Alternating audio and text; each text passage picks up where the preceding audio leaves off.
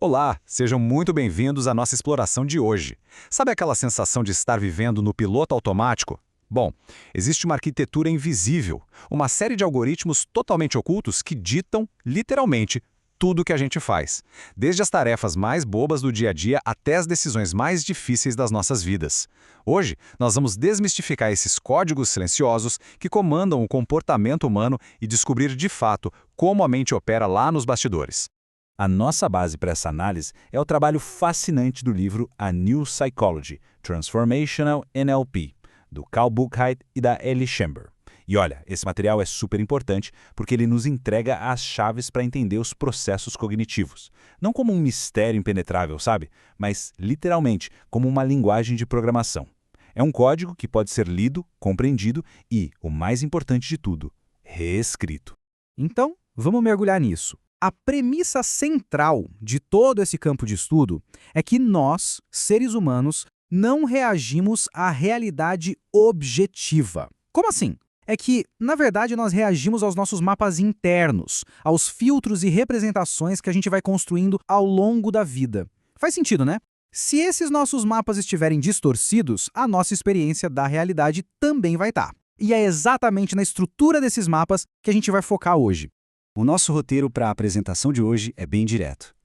1. A caixa preta da mente. 2. O que é TOTT. 3. O comando das ações. 4. Sinais do inconsciente. E 5. Reprogramando nossas estratégias. Vamos lá? Parte 1. A caixa preta da mente, desmistificando o desconhecido. Para entender onde a gente está pisando, precisamos voltar só um pouquinho no tempo. Durante muito tempo, a psicologia via a mente humana como uma verdadeira caixa preta impenetrável. Os cientistas focavam apenas no que entrava e no que saía de informação, mas o que rolava lá dentro, isso era um mistério absoluto. Mas, felizmente, essa visão começou a mudar de forma drástica. Lá nos anos 60, teóricos da psicologia cognitiva como George Miller começaram a desafiar o behaviorismo, que era aquela escola que focava só no comportamento externo, sabe? Eles começaram a propor modelos para explicar os eventos dentro dessa tal caixa preta. Esse trabalho influenciou absurdamente os fundadores da programação neurolinguística, o John Grinder e o Richard Bandler, nos anos 70. Aí na década de 80, a PNL integrou de vez essas descobertas em um conceito revolucionário de estratégias mentais internas. E só para deixar claro, quando a gente fala de estratégia na PNL, esquece aquela ideia de plano de negócios ou tática de futebol, tá? Uma estratégia aqui é a sintaxe literal da experiência. É a sequência exata de imagens, sons e sensações, tanto internas quanto externas, que governa absolutamente cada ação humana. Pode ser o ato de tomar uma decisão super complexa no trabalho ou simplesmente aquele clique que nos faz sentir motivação para sair da cama. E isso nos leva à parte 2 do nosso material. O que é TOTE, o algoritmo cognitivo? Chegou a hora de conhecer o framework, que atua como o verdadeiro sistema operacional para as decisões que a gente toma. Esse modelo foi originalmente extrapolado do funcionamento de programas de computador e ele divide a ação humana em 4 fases muito rápidas e distintas. Primeiro tem o trigger, ou gatilho, que é o sinal para começar algo. Depois vem o operate, a operação, que é fazer a ação em si. Em seguida, o test, ou teste, onde a gente compara o que está fazendo com uma imagem interna de que o objetivo já foi alcançado. E finalmente o exit, a saída, que é literalmente o comando para parar a ação e seguir a vida. Gatilho, operação, teste e saída. O mais impressionante disso tudo é perceber que essas 4 etapas não são de jeito nenhum uma teoria acadêmica abstrata. Elas são os blocos de construção, a sintaxe que codifica cada milissegundo das nossas experiências. Sabe por quê? Porque sem esse encadeamento de sinalizações hiperrápidas, a nossa mente simplesmente daria um tilt na tentativa de processar a realidade. A gente travaria. Mas vamos tirar isso da teoria e trazer para a prática. Parte 3. O comando das ações, das microtarefas à macro-realidade.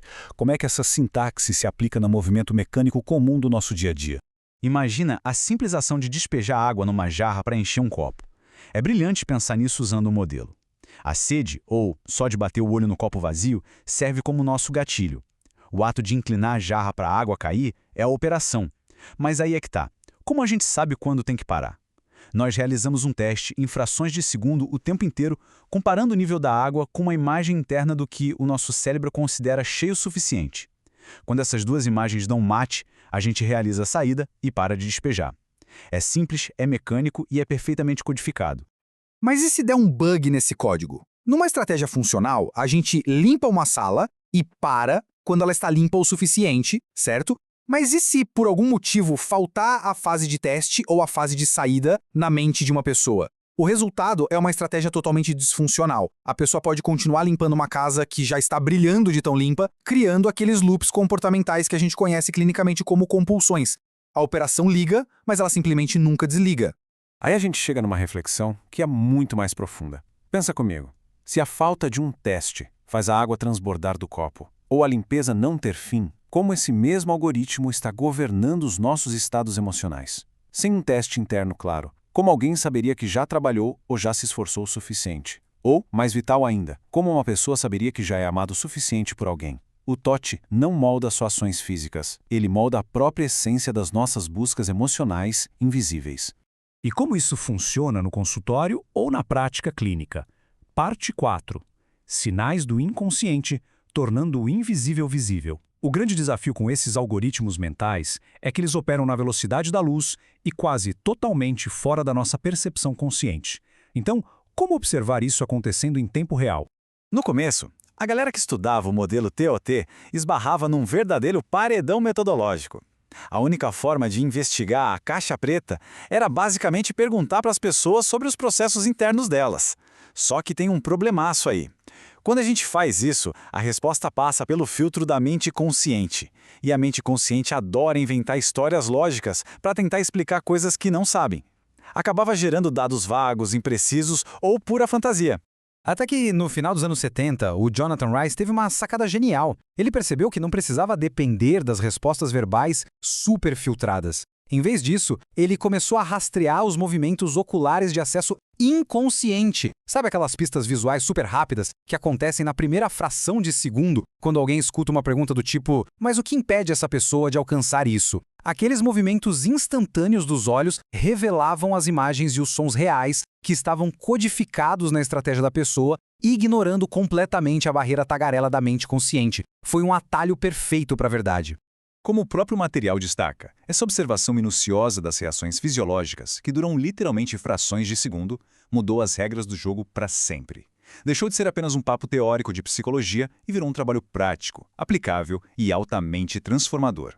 O código que antes era invisível, finalmente ficou exposto à luz.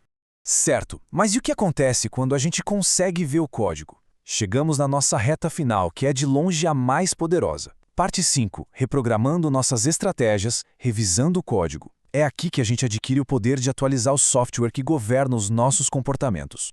A PNL transformacional mostra que a grande maioria das nossas travas vem de softwares super antigos rodando lá em segundo plano. O Buchheit até brinca chamando isso de Oreo do destino eterno, como se fosse aquele biscoito recheado, sabe? De um lado do biscoito estão os padrões de sobrevivência, que são programações que lá no passado garantiam a segurança, mas que hoje só causam dor de cabeça. Do outro lado estão os padrões devocionais, que são as lealdades cegas, umas tentativas totalmente inconscientes de consertar as dores dos nossos antepassados. E adivinha? Ambos são apenas códigos TOT em execução constante, silenciosa e invisível.